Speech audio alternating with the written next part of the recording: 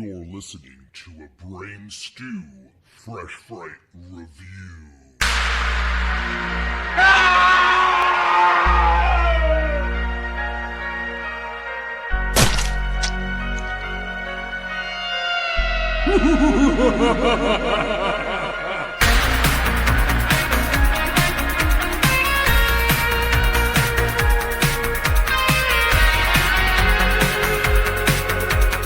What's up, creeps, and welcome to another brand new epic film, guys. Fresh Fright Review. I'm Justin. I'm Jeremy. And we're joined by a special guest, the god of podcasting himself. This is the first time this has ever happened with this trio together on the show. LoySauce is here.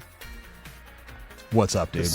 The stars have truly aligned, yes.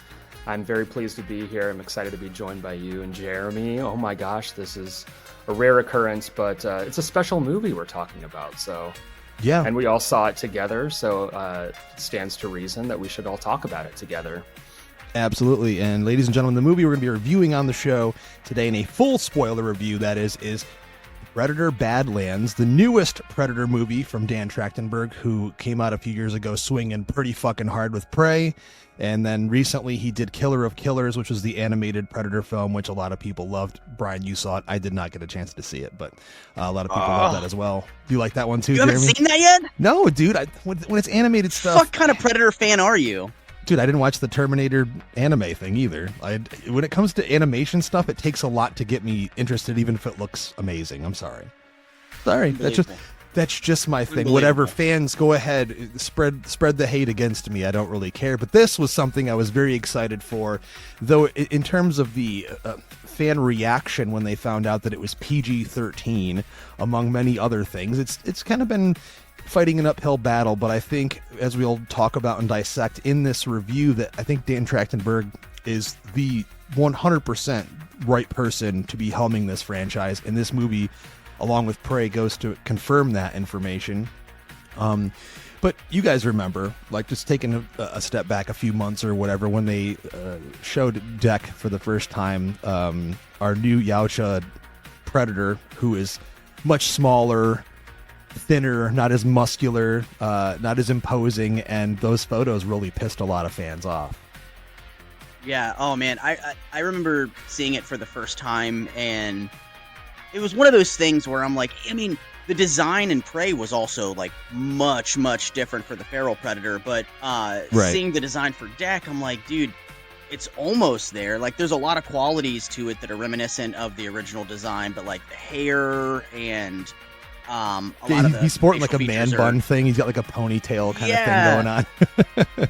Yeah, so like, it wasn't, I wasn't like, oh, like, this is ridiculous, and, it's pretty, the internet is a pretty vile place to begin with. Absolutely. So of course it was like, here comes the woke predator, and like people shitting on it. And I'm like, dude, obviously, shut the fuck up, Yeah, it's like, obviously, they've made these creative decisions for a reason. And if like you're a true Predator fan, you know that there are multiple different species and looks to the Yautja. And I was like, look, I'm not going to shit on this thing. I'm not going to go crazy. I didn't instantly love it either. But it was fine enough for me that I'm like, I'll let the story, dictate how I feel about it. Right. Brian, what did you think of the design? And to that point, I mean, if you watch the movie, there is an explanation within the story as to why he looks like that. I mean, he is the runt of the litter, so to speak. So I think people are very quick to criticize when they see something in a trailer or a teaser image or what have you. And I think this is a lesson in holding your horses and watching the movie, because the movie has a perfectly logical explanation as to why he's more sleek. He's not as, muscular or, quote, imposing. But I think there was valid concern about the PG-13 rating. I was cautiously optimistic. I mean, Dan Trachtenberg, based on Prey and Killer of Killers, gave me no reason to doubt him. But I was a little bit concerned that they would nerf, so to speak, the Predator. Or Disney-fy, as a lot of people have been calling it. We're in a new era. I think Prey was an experiment for them. They released it straight to Hulu. It was extremely successful for them. So I think they thought, let's kind of try to diversify our audience, maybe introduce a younger generation of fans to the Predator. So let's go ahead and make this PG-13. So I was worried. But again, having watched the movie, there are logical explanations as to why this movie is PG-13 rather than R, which we'll get to. And also, I think my fears about how the Predator himself would be depicted on screen in a PG-13 film were assuaged, because Deck himself, I mean, he's still quite vicious, and he's still a hunter, he's still a barbarian. So the lesson learned is watch the movie and then critique. You know what I mean? Yeah. It's interesting because we're recording this. Unless it's Sonic the Hedgehog. Well, and then you riot. That's one of the only occasions where that was the correct thing to do for fans, and telling the filmmakers, you got to change this. But Deck still looks like a fucking predator. Like when I saw it, like I said, I thought it was fine. I was like, there's got to be a reason why they're going to do this. But I was going to say, we're recording this the day after we saw it, so the movie hasn't even come out yet officially in theaters, but there are already people all over social media that haven't even seen the movie that are already claiming that it's terrible without even seeing it. Things like, oh, the Predator and the synth get in a relationship and have sexual relations. I'm like, no, they don't. What are you fucking talking about? It's just insane things people are saying to try to shit on the movie. But for those that are uninitiated, that haven't heard the hoopla or watched the trailer, Predator Badlands, a young Predator outcast, Deck from his clan, finds an unlikely ally on his journey in search of the ultimate adversary. So it's right from the get-go, the movie jumps right in, and he is in this kind of like challenge battle with his brother. It's very clear that he is trying to prove his worth as a hunter and gain his father's approval and elevate his status and gain his cloak, as you will. Brian said it perfectly. He's the runt of the litter. And of course, his brother pretty much beats him, but has this care for him that's unlike what we've seen Predator show before. The movie opens and they have this fight. His father shows up, who he wants to impress so terribly, and his brother vouches for him, and his father rather, like basically like kills off his brother because he would not do what he told him to do in killing his runt brother. So it's his mission to go off on this other planet, this lethal planet. It's called, I think it's Jenna. Is that what it's called, Jeremy? As his hunting ground to kill an unkillable apex predator called the Callisk. And that's where the adventure begins. And I thought the opening was pretty solid. I thought it was pretty awesome. No, I was just going to say, yeah, I mean, that opening, man, the action starts immediately. Instantly, yeah. And it does not let up the entire movie. Like, this movie is action-packed from beginning until its literal end. Like, it's such a fun ride. And you talking about, his brother Kui, his father was like, listen, Deck is weak. He's the runt of the litter. He brings our clan, great shame, and there is no weakest with the Yacha. He needs to go. And the brother is like, no, like, let him go on this hunt, let him prove himself. And he's like, right, no, because if we let him go on this hunt and we allow it, and he goes and he fails, he'll bring the family even more shame. It's more honorable to execute him now. And the brother refuses to execute him, which was, man, just a spectacle to watch. And it establishes proper stakes right away, and it gives you a sense of how ruthless this clan is. That the father, the patriarch, would say to his child, "Kill your brother," and I mean that was pretty ruthless. And again, it establishes right away the stakes, how important it is for Deck to succeed. But also just how cutthroat the society is, and how it gives you a sense that there is no room for weakness. So it makes Deck's mission ultimately, it gives it weight. It gives it a real sense of he has to succeed. It raises those stakes even higher than what they were before, because you can tell how much he admires his father during that opening battle moments before he shows up, because he says to his brother, I fight like father, and he says, you're nothing like father, which means his brother definitely kind of sees into Deck a little bit deeper. And I like that. Jumping right off with initial thoughts here, we might as well go around. That's the thing that I admired about this movie so much. We've seen other hard R-rated Predator movies. We've seen these characters depicted as just very intelligent killers. That's what they are. But I've liked that throughout the series, we've gotten more and more hints of development and learning more about them and showing deeper character. And this movie absolutely develops Deck as a character, not as just this killing creature, but as, almost a person. And I liked that. He has a personality, he has quirks, sometimes the way he rolls his eyes, his mannerisms, very different than what we've seen in the other films. And I think it really just added more than what we've seen before. And of course, we'll get to her in a little bit, but, his back and forth with Thea, played by Elle Fanning, it's pretty great stuff. So I think that you saying that you loved the character development and learning more about them and some of Deck's quirks and things like that. I mean, get ready, because it's coming inevitably, that there's going to be a lot of fans that have a problem with them, quote unquote, humanizing the character by sure. giving him emotions and because I mean, the predator is the most fearsome hunting species in the galaxy, right? And they're just killing machines, and that's kind of how they've been depicted and basically everything that's come before this. So now we're getting a completely different side of how this species can be, especially with this individual character. And I think that there's going to be fans like myself. I'll speak for myself on this, that really appreciate how deep that the character work goes into to Deck.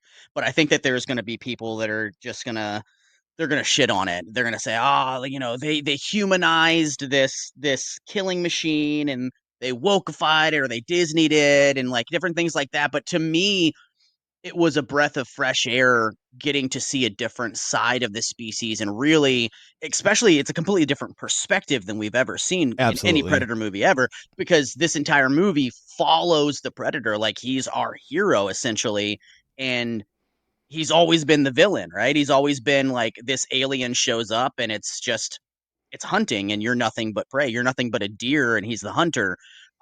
So it's really interesting how they did that. But I also feel like, how many times can you tell that same story? Right? Exactly. 100%, man. That's my main perspective on this. I think that other fans should open up their minds to. We've seen those movies. We have those movies. If you're going to expand the lore and the mythos of this universe and allow it to grow and continue on, we need new stories told. We want to see something fresh and innovative. And like you said earlier, Brian, the Predator itself is still a fucking Predator. You know what I mean? Like, it still has all of the attributes and the key things that we've seen the Predator do before. He's also not one that got the most attention from his clan, so he's not the best at hunting. He's not the best at, foraging through the forest and figuring things out. He's kind of like fish out of water as soon as he gets to this planet, which adds to the entertainment value of the film. He has to prove himself, and I think what Dan Trachtenberg has proven is, I think the best way to expand the Predator franchise is to just drop the Predator in different settings and scenarios. So, I mean, since his tenure, starting with Prey, I mean, we've seen Predator versus Native Americans, Predator versus Vikings, Predator versus Samurai, Predator versus Navy fighter pilots during World War II. So it's like, okay, so now what do we do that we haven't seen before? We take one of the most iconic monsters, one of the most iconic, antagonists in cinematic history, put him on a hostile planet, and have him survive. And I think what makes this movie so strong, and makes the character arc of Dex so strong, is that like they've made him almost like a man with no name or a Mad Max. Like they've definitely kept his mythical status, intact, but they also gave him an arc. They gave him a journey. They gave him humanity. And I overheard a woman, after the screening last night saying like, they took the mystery and they took the mystique away from the character. And I mean, and that's a perfectly valid criticism to have. But I think, as you said, Justin, we've seen plenty of these movies already in which the Predator has served exactly one function. So what haven't we seen? We haven't seen a survival tale. We haven't seen like a buddy movie. Absolutely, yeah. We haven't seen.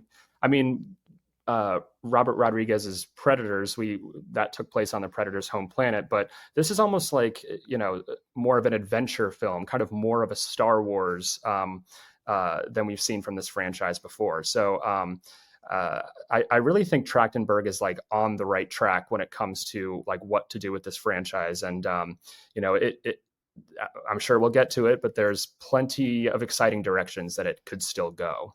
Absolutely. And of course, putting it on this planet of Jenna, and the environment itself was just so stunning to witness. All these different kinds of creatures we've never seen before. And obviously they've touched on different kinds of creatures in this franchise before, but I think this was the most creative in terms of having like, this vine creature that, Deck has a huge issue with that. He thinks he's just going to be able to beat it right as soon as he lands on the planet, and it whoops his ass. He gets his ass whooped a lot in this movie, and that's part of having this journey. Like, for example, when you watch like Conan the Barbarian as an adventure movie, just as an example, right?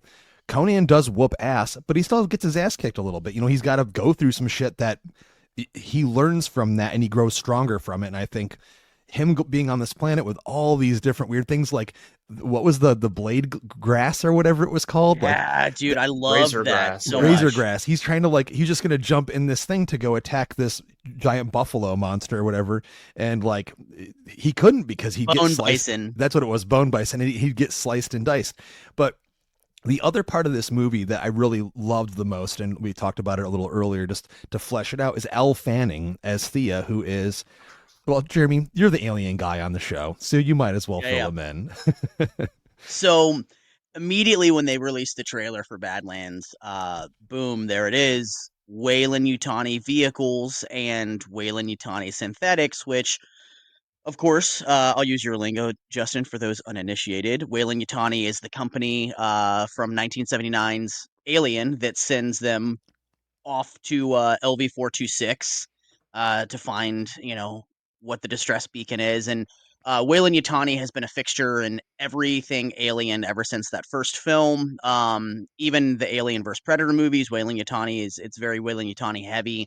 And this is the first time in a straight up Predator movie that the company Weyland-Yutani from the Alien universe is just in it, in a Predator standalone movie. So it was really exciting to see, like, oh my gosh, this is so cool. And of course, the corporation would definitely be interested in that planet and the species on that planet, because ultimately their sole focus is finding new organic things that they can weaponize out in the galaxy for their causes. So it makes perfect sense. One fan theory was that, oh my God, they're on the most deadly planet ever. Like, there's going to be some xenomorphs. And I'll put that to, there's a full spoiler. I'll put that to bed right now. There was no xenomorphs on Genna or Jenna, whatever. I mean, we see in the trailer, we see the Xeno skull or whatever, like briefly in the ship. I don't even think it's the shot we saw in the trailer. But the one thing we saw even more clear was the Independence Day alien, which I thought was just a cool little thing to have there. I mean, it's so cool. It's 20th Century Studio, so it's the same thing. So like, fuck it, put that in there next to a T-Rex skull. Yeah, cool. So this was a way to kind of incorporate an alien thing into the Predator universe, which is cool because at some point, obviously, they've already stated that they're interested in merging the two intellectual properties again for another go. And even, Dan Trachtenberg and Fede Alvarez have even discussed doing an Alien versus Predator movie. Dude, So imagine if they both got together and made it together. That'd be fucking amazing. that's what they've talked about. That's what they've talked about. So, I think that obviously the studio's eyes on this movie and the money that it's going to bring in will dictate whether or not we get that or how soon we'll get that. But Yeah, I mean, very, very, very exciting to see some Wayland Yutani. I wore my Wayland Yutani hat to the movie last night because I was like, got to represent, man. So Thea, played by Elle Fanning, is a Wayland Yutani synthetic, and when the movie started, I immediately thought something reminiscent of the character, and Brian nailed it last night afterwards, and he said it, and I was like, "Oh my god, that's so crazy!" Because I thought the same thing. So I'll let you jump in on Thea, Brian. Yeah, well, I mean, if listeners don't know a little movie called Turbo Kid, there's a character called woo! there's a character called Apple in the film, um, played by Laurence Leboeuf, and she has such a free spirit. She's an innocent. She's very chatty. She's very happy-go-lucky, and when I saw Turbo Kid and that character is introduced, I thought, oh no, we're going to have to be in the company of this kind of annoying character throughout the entire movie. Yeah. And she's going to stick around, and I don't know how I'm going to feel about that. But then as the movie goes on, you warm up to her. She becomes, you feel for this robot. You really go through an emotional journey with the character, even though she is synthetic. And then, of course, her being kind of this like waifish blonde, and her,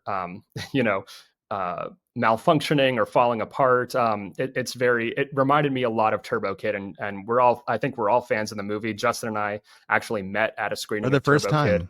Yeah. At Alamo Draft Oh, House. no joke. So, Yeah. So that's how our journey began. That's how our friendship began. And I instantly after the screening got the poor kid drunk, and he's like, I can't drive, so I made him go to my house and watch Halloween 4 for the first time.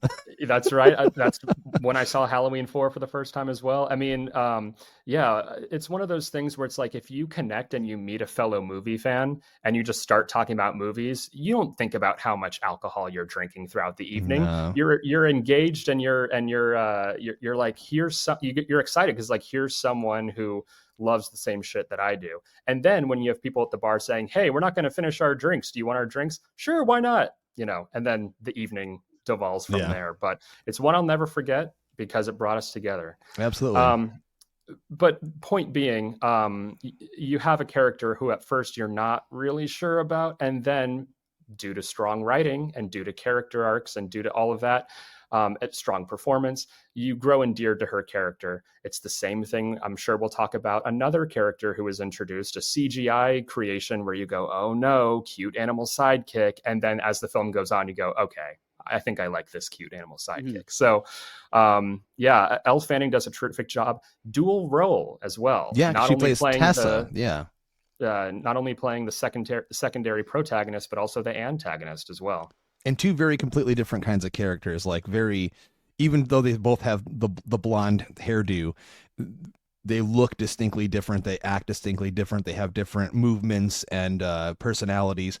I thought Thea was a joy to watch. Now, I will say, love it. The movie did have a lot of humor, which a lot of people might be put off by in a Predator movie. But I think I'd say maybe 85% of it landed for me. Like, you guys sat right next to me on each side. I laughed quite a bit in the movie. I thought a lot of the writing and of course the delivery coming from Fanning worked pretty fucking well. And I didn't even think about it until halfway through the movie, Brian, but you put it perfectly earlier. It's not just an action adventure science fiction movie, but it is a buddy comedy in its own way. It's a buddy movie where, they're two completely different kinds of characters. Deck is this he's attempting to be this macho badass warrior, but as the movie he's steely and silent continues on, she opens him up a little bit. She starts trying to crack that egg and learns a little bit more about him.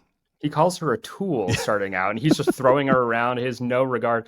But again, as the movie goes on, they find that common ground, and they discover they have more in common than, and they almost become like, there's a big theme in the movie about siblings, and not Siblings, yes. necessarily like siblings by blood, but he does not. The Predator does not fuck the synth. Okay, he doesn't pull out his Predator dick and fuck the synth people. It does not happen. They're just like literally siblings. Okay. Yeah, dude.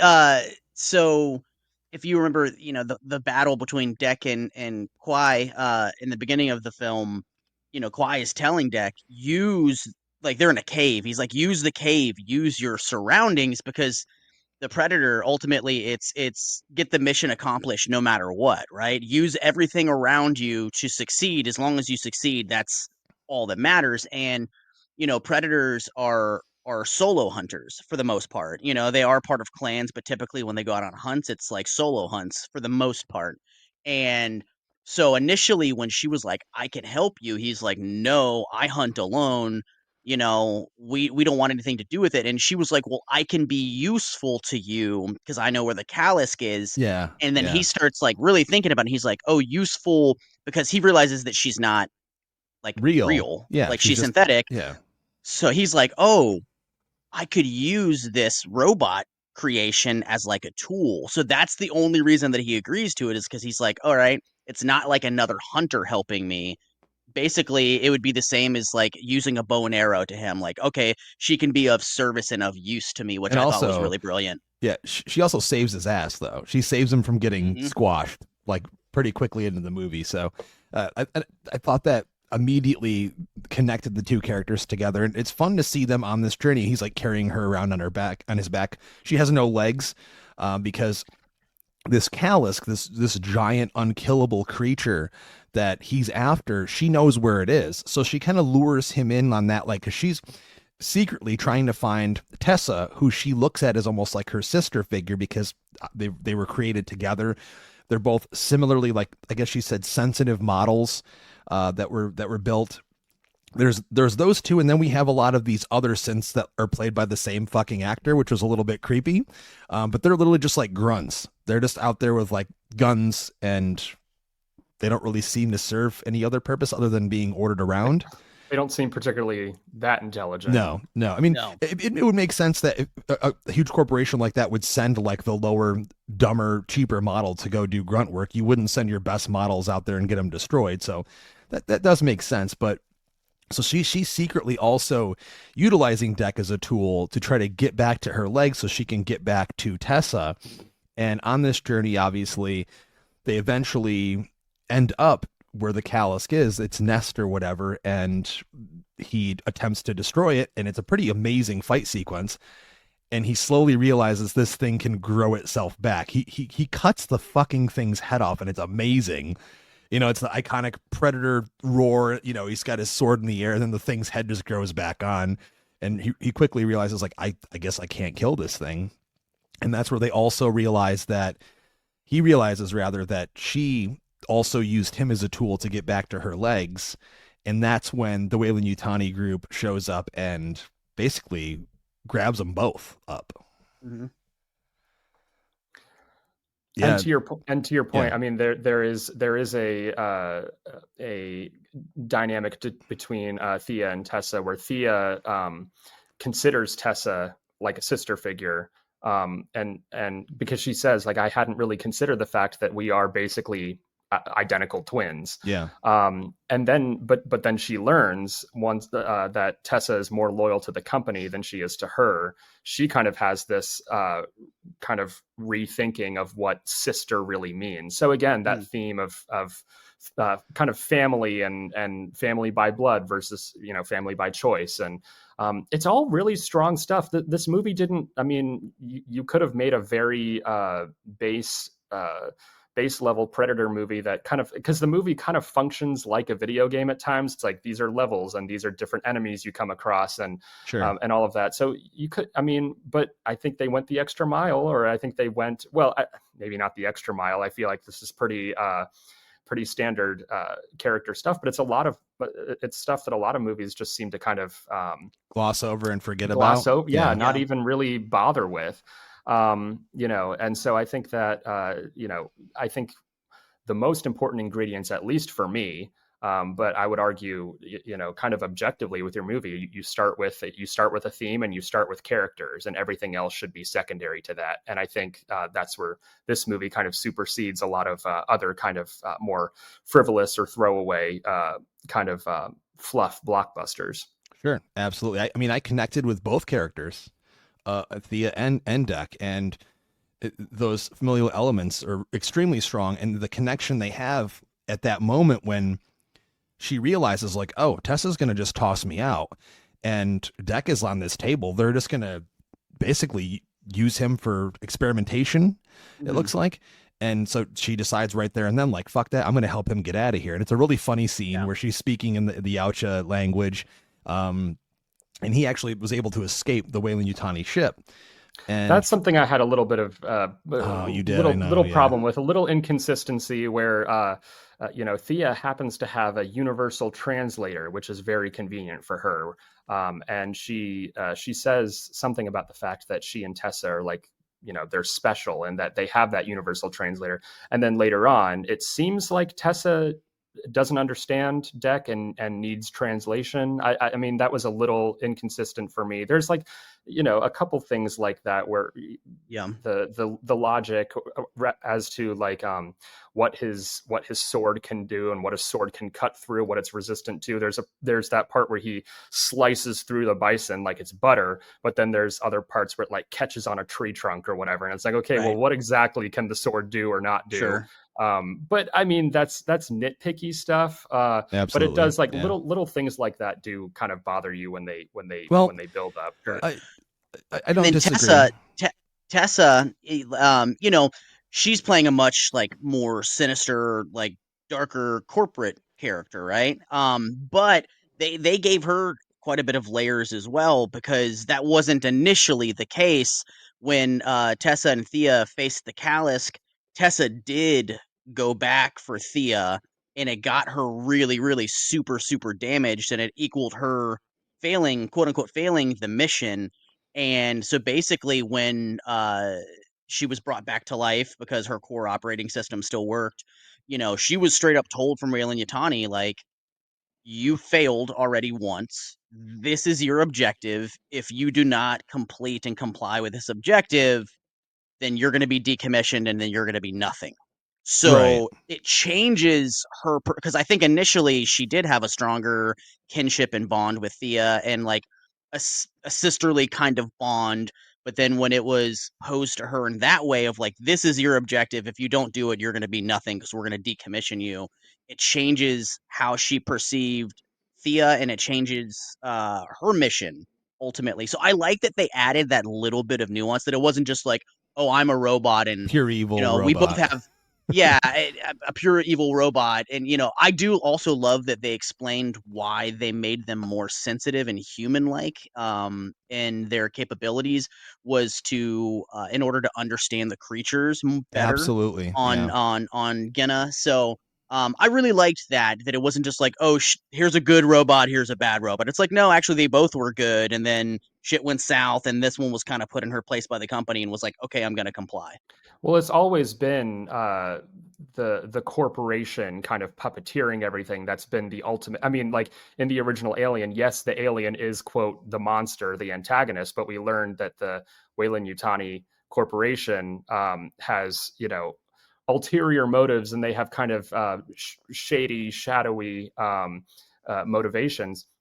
And so that is also a theme here, where it's like, I mean, Tessa is not exactly like, she's not evil just because, but the company is pressuring her to perform and carry out this objective. And so, again, that's very in keeping with the lore and the universe that's been established. So yeah, I mean, really like solid script work and character work in this movie, again, where it like, is it really necessary for a Predator movie? You could argue no, but I think this is really like what sets this apart. And shout out, the story was Dan Trachtenberg and Patrick Eisen, and Patrick Eisen and Brian Duffield did the screenplay for the film. So just wanted to shout them out because they did a fantastic job of adding a lot of character to the film. Moving forward, I think one of my favorite things after Deck escapes Weyland-Yutani is all of the things he learned from Thea that she taught him through her education of being on this planet. He utilizes all the different creatures that he ran into earlier in the film that almost killed him.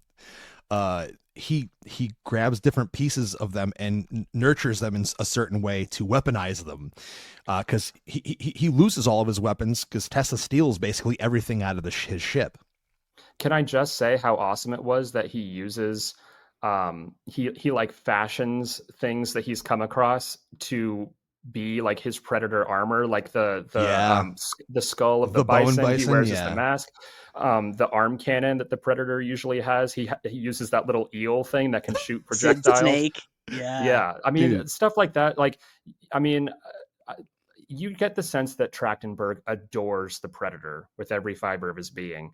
And that's why I think he's like the exact right person to be helming this franchise right now, because, you know, again, it's keeping the mythos and the lore intact while also providing you it's the familiar and the new, kind of juggling those and keeping them in concert with one another. So I mean, I think that that also shows the kind of love that he has for these creatures comes through in the performance of Deck. I mean, we have to talk about that performance because the whole movie kind of hinges on it. The actor, I'm going to try to get this right. I was going to try to get it right too. Demetrius Schuster Kolo Amatangi. You got it. I think you nailed it. I would have butchered that. The body language, the physicality, again, it does take some getting used to having a predator as your protagonist. You're like, you know, you're trying to find I think we as human beings, when we watch movies, we're like constantly trying to find the humanity in what we're watching, which is why you know, I am so vehemently against AI art and AI, you know, in our movies, because your brain can tell when something's not real. Your brain can tell when there's, I mean, they call it the uncanny valley effect. Uncanny valley, yep. Yeah, and so you know, it does take some getting used to having this creature who is like so kind of grotesque looking, and designed to be so back in the 80s with like the original Predator film, which is, I mean, Justin and I, we've talked about Predator before, and just how the design of the creature, it's like lightning in a bottle. I mean, it's so terrifying. It's so alien. And it's, and you don't doubt for a second that these are the most advanced hunters, you know, ever.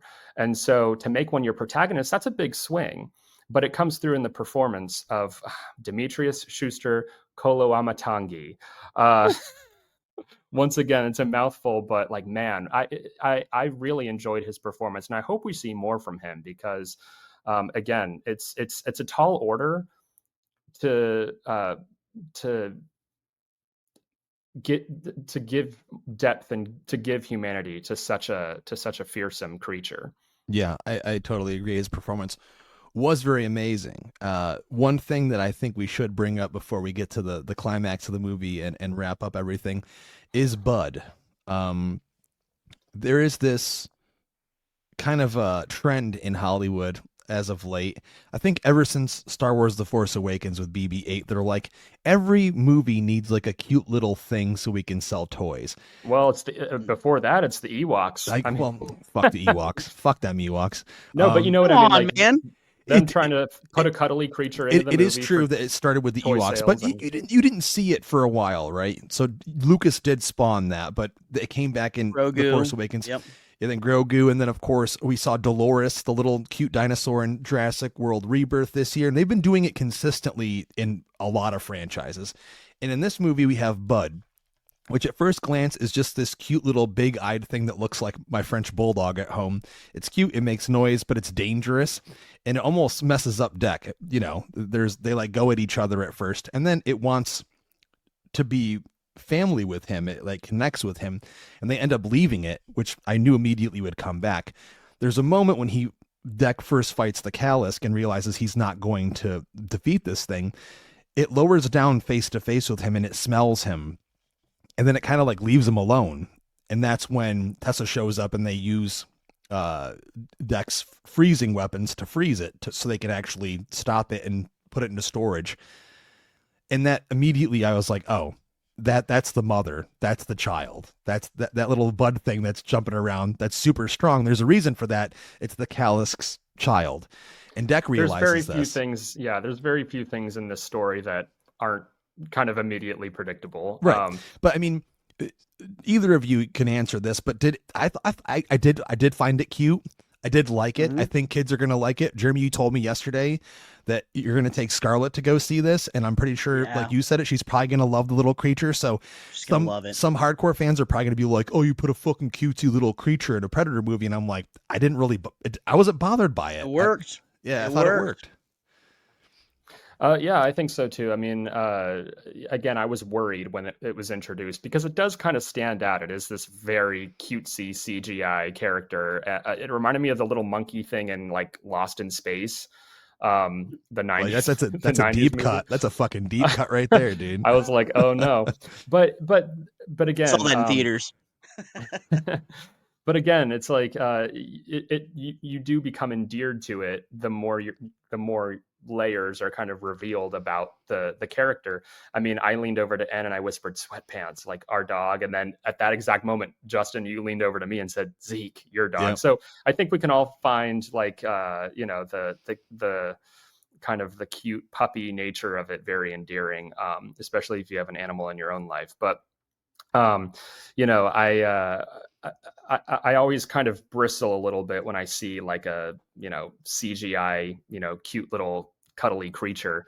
But again, as the movie goes on, you're like, oh, this thing can wreck your shit if it does. If it wanted to. It helps Deck at the end. It's part of his plan to take down, all the synths and to get Thea out of there, because his main goal at this point is to rescue her, because he realized what she did for him. And he realizes that connection that they have is special. And the whole climax is super exciting. Like, I think it's pretty badass. Like, he takes out all those synths. He uses all those different creatures and things to beat them. Extremely intelligent. It's like a prison break or like a heist sequence. It's very exciting. Mm-hmm. I want to bring up the rating again, because Justin, you and I were talking on the way home. Like, I think the theater would have been going absolutely wild if this had been R-rated and the synths were all like, if not all, maybe if we had a few humans that Deck kill with red blood spraying everywhere, it would have been. I mean, it would have been amazing. I mean, the scene is like, it still gives you that impact of like the carnage happening on screen. Like he's just absolutely mowing down these synth characters, and I'm like, oh, it would be cool if we saw. That's you being bloodthirsty, Brian. I am bloodthirsty. You being a bloodthirsty motherfucker. I am bloodthirsty. It's what I want to see in movies. But the fact that they push the PG-13 rating, so that there is carnage and there is quote. I mean, there's he's hacking off limbs and decapitate. I mean, and Elle Fanning's character, her thing is that her legs have become separated from her body, so her legs are acting like kind of independently, like on their own. So to see just like a pair of legs just like decapitate a guy, I don't know. I had so much joy through that sequence, because I was like, this is something that you can tell they had a lot of fun envisioning and putting together. But there's a little part of me that's like, oh, this would have been awesome if it were R-rated. And I think the audience would have been, I think the audience would have been going crazy, because again, they're robots. So you don't really get that satisfaction, that impact that you want, even though, again, the decision was probably made early on. If this is going to be PG-13, it makes sense that they're all robots. I mean, sure. They spent a lot of money on this movie. It was a budget of $105 million. Right now, I'm looking at Variety as of yesterday's date. They're saying it's looking for a global debut of 60 million to 68 million. So that's like roughly 25-30 million in the States here, which isn't massive. This movie definitely has an uphill battle in terms of making its money back. My feelings on that are really hoping to see people spreading the good word. I mean, the Rotten Tomatoes score a week ago was, I think, in the 80s. And as of this morning, it's actually 90. shot up to 90, which means more and more people are seeing it, reviewing it positively. I've only seen a handful of people that have even remotely like been like, it's mid kind of thing. I haven't heard anyone that has seen it be like, it's garbage. I've heard people call it unnecessary. My opinion on that is no sequel is necessary. But if you're going to do a franchise, do it fresh and do it new and do something that we haven't seen before, which this movie definitely does. And before we wrap up, go ahead. I do like how it reverse engineers the sequence in the original Predator where Arnold is preparing to go to war, and he's getting ready and he's decking himself out with camouflage, and he's getting weapons and traps and everything set. This movie does that, but it's the Predator this time that's getting ready to go to war. And like, I just thought that was such a cool little tie to the original film, but from the different perspective. Absolutely.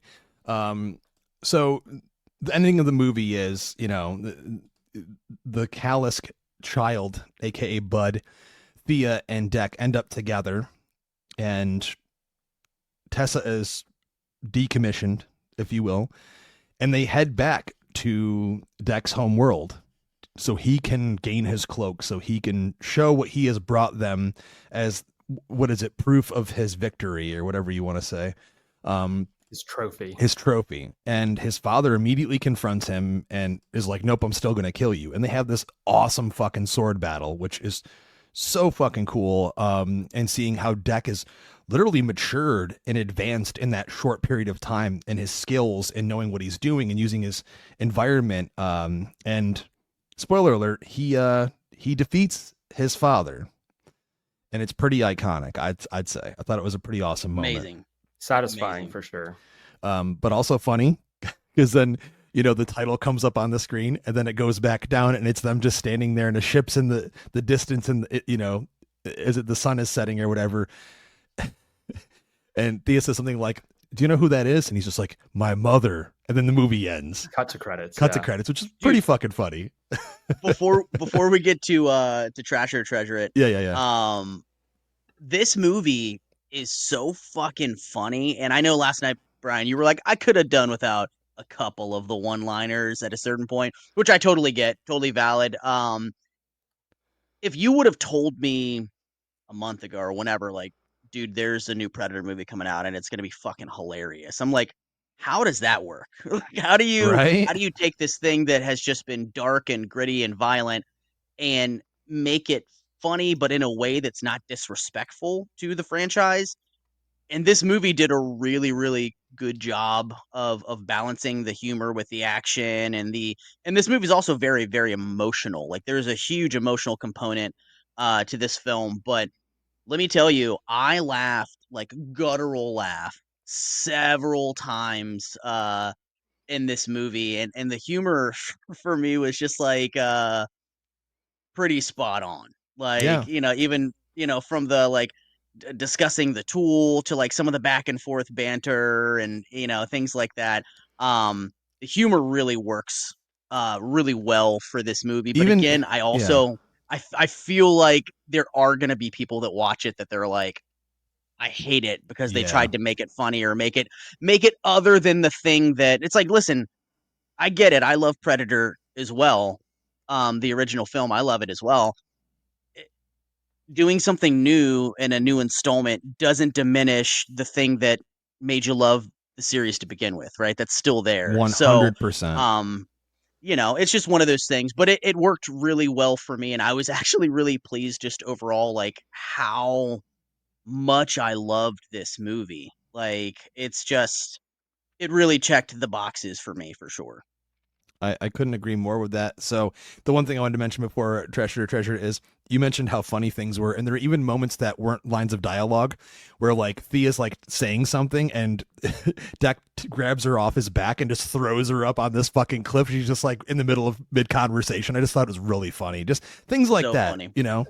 That's very Star Wars. That reminded me of Chewbacca carrying around C-3PO. That is true. That is very true. Yeah. And also at the beginning you see like the skeleton of like the snake-like or dragon-like creature in the sand, and I'm like, that's right out of Star Wars. So clearly, I mean, again, they were going for something classic. They were going for something reminiscent of sci-fi, classics of the past. And obviously the goal was to make a crowd-pleasing adventure, and I think they did that. I admire that there was no post-credit scene. Obviously, when you go see a big franchise movie like this, it's kind of like people have been conditioned to ask, like, what cameos are we going to see? What Easter eggs are we going to see? So that they can go home and they can make YouTube videos with the red circle in the thumbnail being like, Easter eggs you may have missed in Predator Badlands. I'm so glad that they showed restraint on that kind of stuff. And there's a couple things, not much that we haven't already seen in the marketing materials, but I'm glad that they showed restraint and they just said, let's tell a good story first. And then if people like it, we can open it up. And like I said, I mean, there's so much more you can do with this franchise. If this opens the door to a Alien versus Predator reboot, I think that's something that we need like redemption for, because of the attempts in the past have not been up to snuff. So this is a really great foundation, I think, a really great kind of groundwork for what comes next. And again, in Trachtenberg we trust. I really think he has his finger on the pulse of what to do with this series. There's never a moment in this movie where the pacing dips, and at the end you're pumping your fists and you're hungry for more. So yeah. I will say just one of the other criticisms I have with this movie that might not before be true you say trash or treasure, but I think I know where you're going.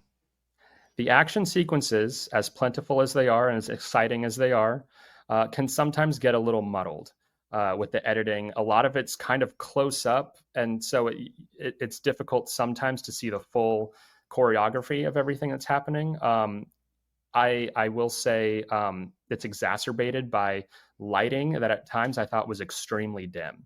And we saw this in the Dolby Theater at AMC Tyson's. And I'm not convinced that we got a Dolby print of the film. We didn't get a Dolby Vision print. We definitely did not. I commented on that with you after we saw we left the theater and talked about it.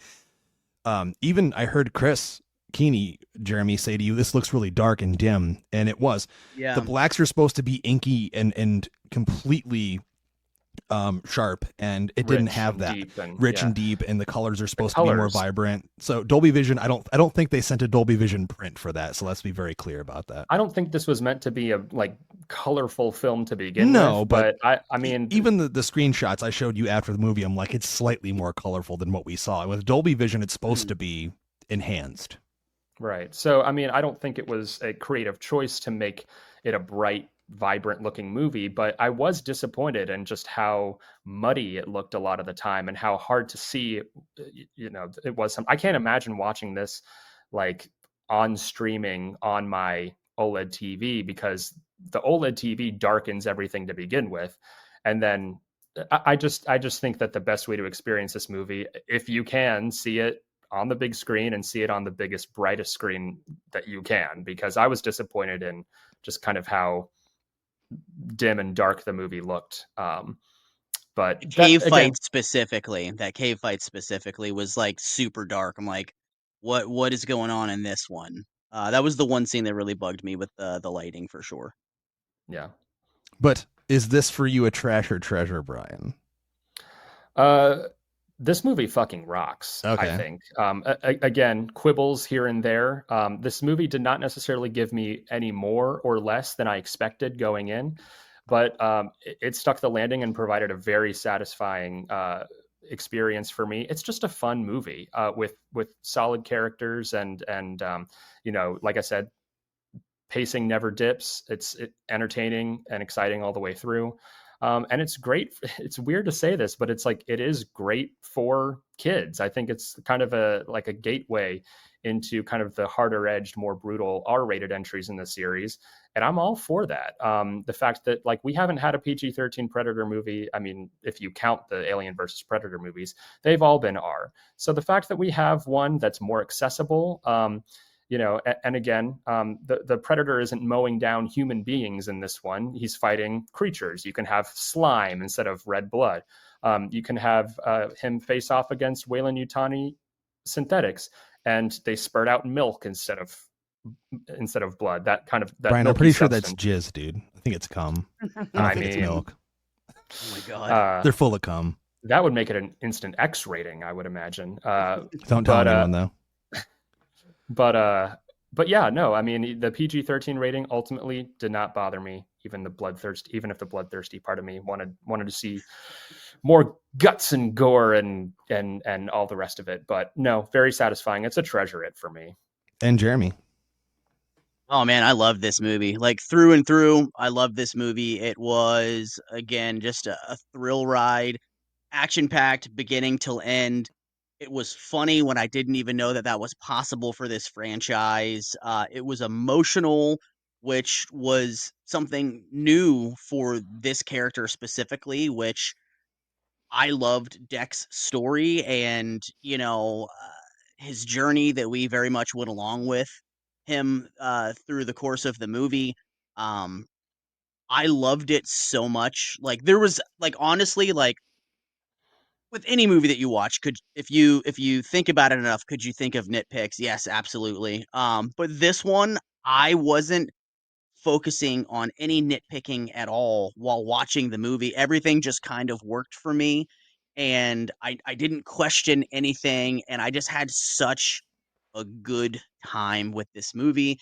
And ultimately, I feel like that's one of the reasons that we go to the movies is because we want to escape and we want to have a good time and we want to be immersed in this, story for an hour and a half or 2 hours. And I absolutely was. I was enthralled with it. And immediately I was like, my kid is going to love this movie. Yeah. Which, again, for some people, that might be concerning. Oh, but Predator is not a kid's thing. And I'm not saying that this is a kid's thing, but I was really young when I watched the first Predator Same. for the We first all time. loved it as kids. Yeah. And I fucking loved it then, and I love it now. And this is such a good installment in this franchise, and I think it's really going to catapult it forward. And Dan Trachtenberg is absolutely the guy for the job. I'm glad that he's now spearheaded 3 Predator features, and I'm like, dude, just let him make as many as the guy wants to make. Clearly, he understands this franchise and these characters and what works, and I can't wait to see what he cooks up next. It's an absolute treasure for me. I knew ever since 10 Cloverfield Lane blew me away that this guy had some talent that I was going to look forward to, and he has not disappointed me yet. I think this movie, much like the both of you said, is just a nonstop thrill ride from start to finish. It's exciting. It's funny. I thought it was great to look at, Brian. I'm not going to harp on it too bad for that because I truly believe what the studio sent was not a 4K Dolby print. So I'm not going to go against it in that. I'm going to watch it again and see what it looks like in another format just to confirm.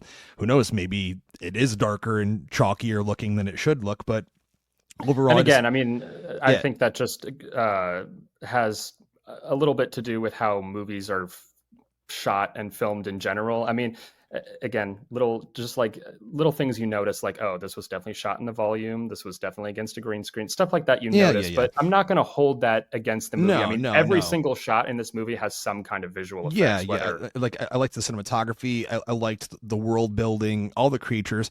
It was just something that great entertaining time. I loved all the Predator stuff, and as a huge fan of Predator ever since I was a kid, as well as Jeremy, I think this is a good gateway for kids. Adults can go and enjoy it with the whole family and look forward to more installments, and then you can take your kid home and show them the original and all the rest of them. So for me, it's a treasure it. Ladies and gentlemen, thank you for listening to this Fresh Fright review of Predator Badlands. If this is your first time listening to Epic Film Guys, thanks for checking us out. If you're a long-time listener, we love you. Thanks for sticking with us. We're available on every single podcast platform known to man, and of course at Epic Film Guys on every social media platform as well. Until next time, I am Justin. I'm Jeremy. And I am LoySauce. And as always, we like to ask you to keep that shit for me.